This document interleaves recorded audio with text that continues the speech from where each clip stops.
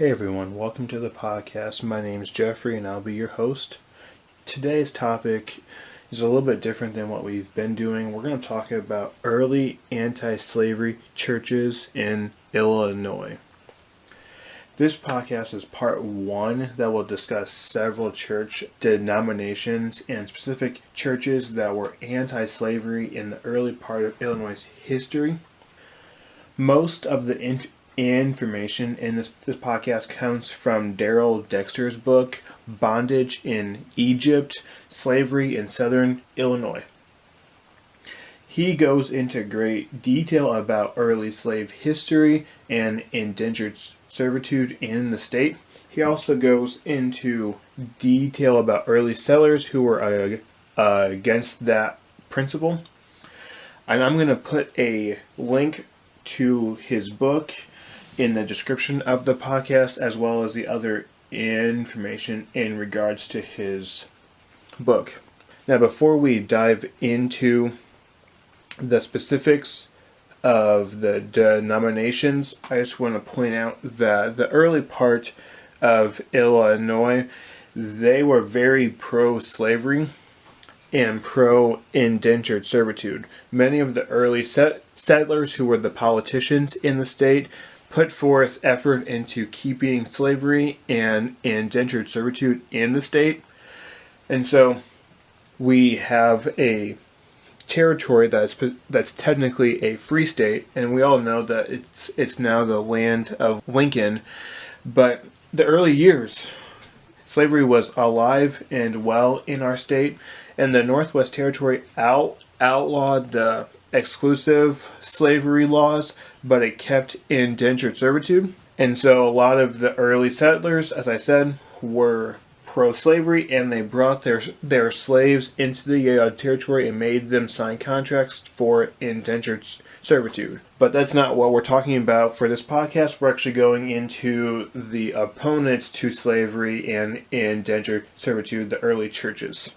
Now, today we're going to focus specifically on the Baptists. There were a few Baptist groups that came to Illinois, and they were anti-slavery in their origins. The Baptists were one of the first denominations to come to Illinois after the Catholics. The Catholics were first because much of the Illinois territory was controlled by the French, and it also had Spanish influences as well. Jesuit missionaries were some of the first people to come to the territory, and they actually owned slaves.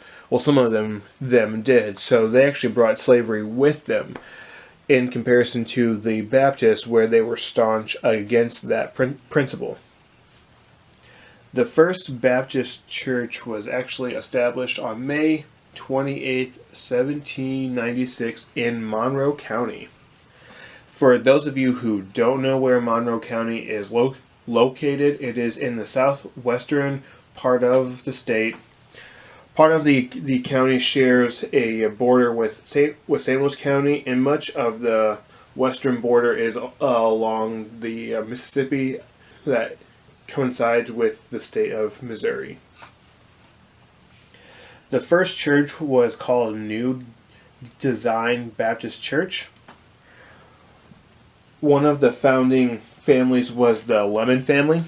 James Lemon Sr., his wife, 6 sons, and 2 daughters left Harpers Ferry, Virginia for the Illinois territory. Since it was in 1796 when the church was established, Illinois wasn't a state yet. We still have about 22 years until Illinois was actually a state. So these early settlers came to the Northwest Territory and then the Illinois Territory once it was established.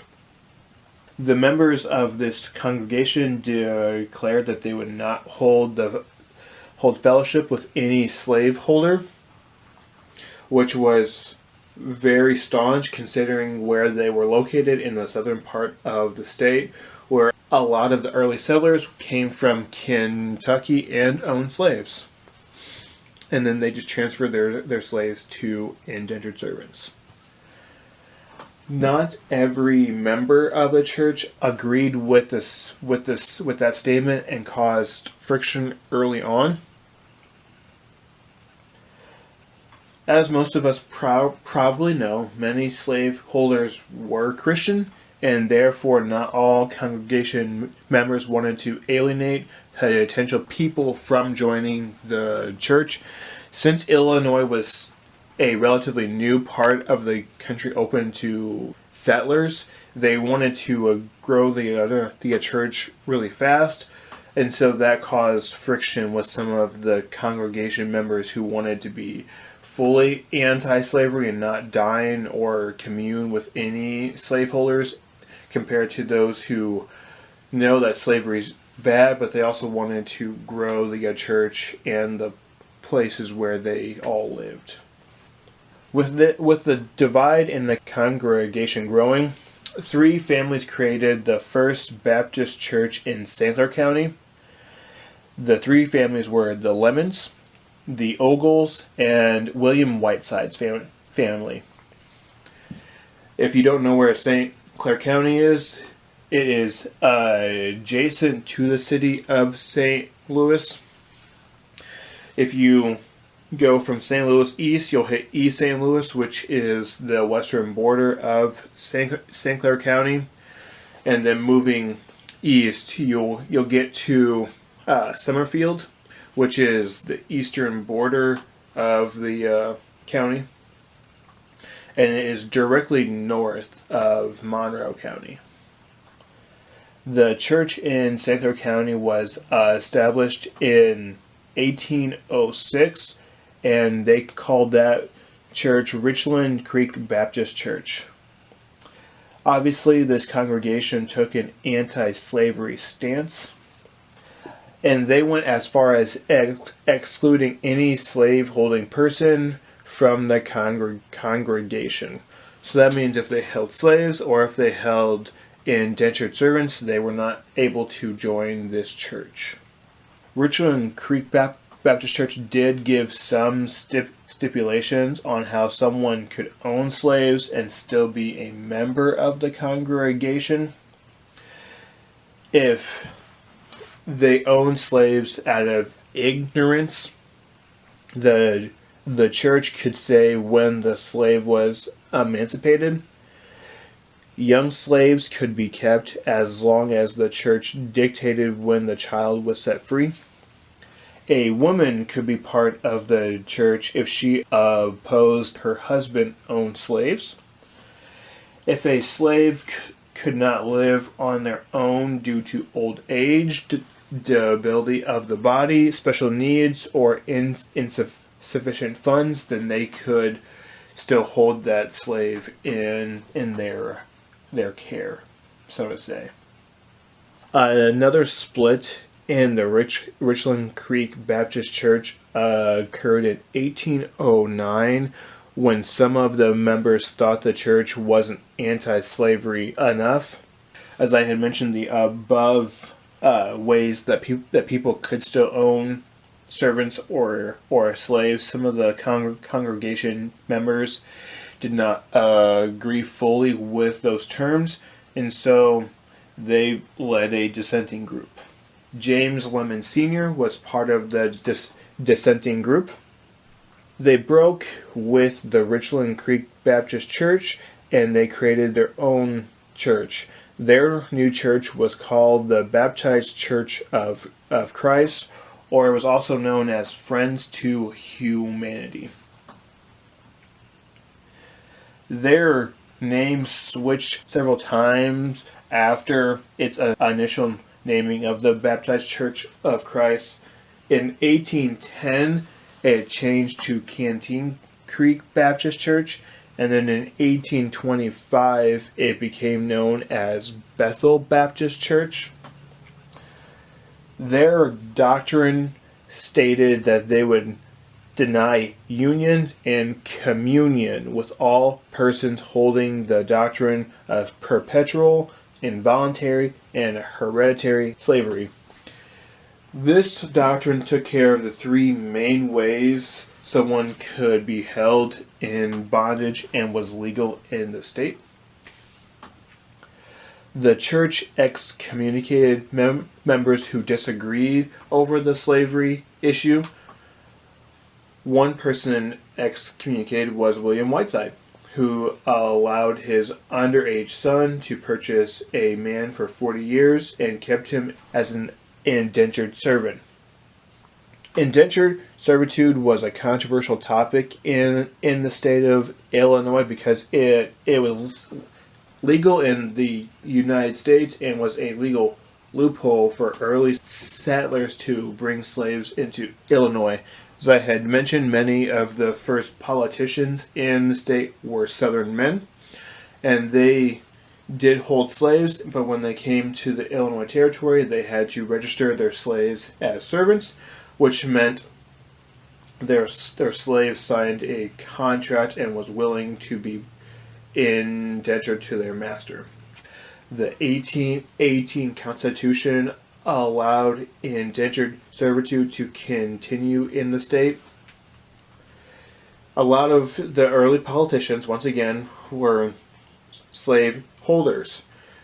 Ninian Edwards, Benjamin Stephenson, Shadrach Bond, and Pierre Menard were all proponents for having slavery or in servitude in the state. One of the only dissenting views in the early years when the Constitution was being ratified was George Fisher, who he voted for gradual emancipation. But most of the delegates going towards the Constitution wanted to have some type of slavery or servitude continue in the state.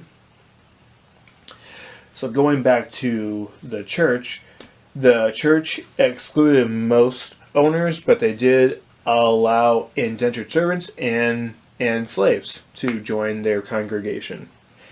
In 1813, the church had its first African Americans join. Another indentured servant was included in the congregation in 1817.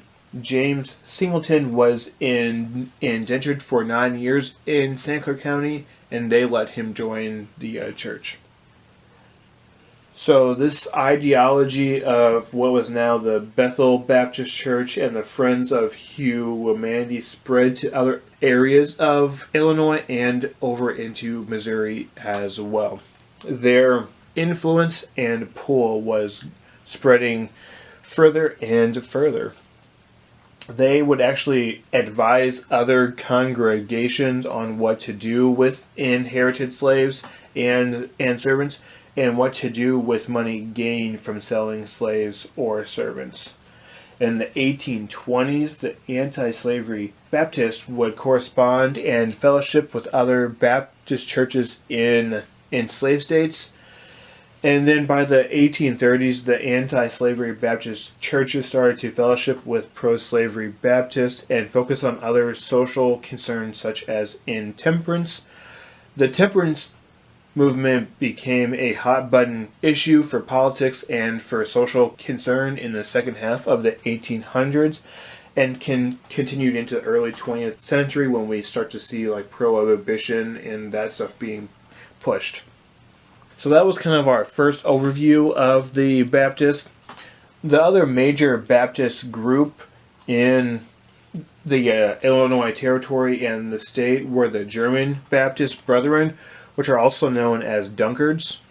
The Dunkards were smaller in number compared to the Friends of Humanity Baptists who came first. But the Dunkards got their name because they would baptize adult members head first three times into water. The Dunkards began arriving to America in 1723. They first settled in Pennsylvania. 1728 marks some of the first times they spoke out against slavery. Early on, they established that no members were to hold a slave, and if they did, they would need to set them free before joining the Dunkard Church. The Dunkards started moving west across to the Ohio Valley and the Northwest Territory. They actually wanted to be more isolated and away from the sins of slavery. The first Dunkard colony came from Kentucky in 1803 and settled in Union County, Illinois. Union County is a southern county in the state, and it's only about an hour away from the Kentucky border if you're driving now. The main families that consisted of this colony were the Wolf, the Hunsaker, Kimmel, Vansel, Daugherty, and the Wiggle. George Wolfe was ordained as the preacher in 1814. In the 1820s, some of the Dunkards took their anti-slavery stands further and bought an indentured servant, Absalom, for the sole purpose to emancipate him. The Dunkards were outspoken slavery opponents in the 1824 Constitutional Convention. Many Dunkards moved to Adams County, which was one of the leading areas for anti-slavery advocates.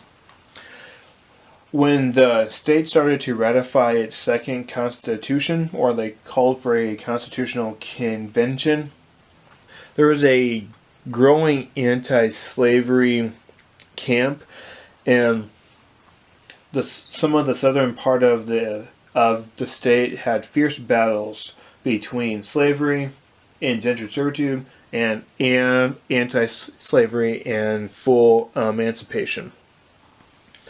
There was a lot of people in the state that wanted to keep indentured servitude, especially those who benefited from it from a cost standpoint. There's a case in Saline County where there were salt mines that those owners of the salt mine leased slaves and servants from Kentucky. A lot of these first anti-slavery groups in the Baptist Church spoke out against these injustices. Well, it looks like we're about out of time for our first part of anti-slavery churches in the state. So we just covered the Baptist Church and two different sects of the Baptist Church for this podcast. We will have more church denominations coming up soon. I hope that you got some cool information about the early anti-slavery movement in the state. And I hope that you all are staying safe and healthy in our quarantine, and we'll see you next time.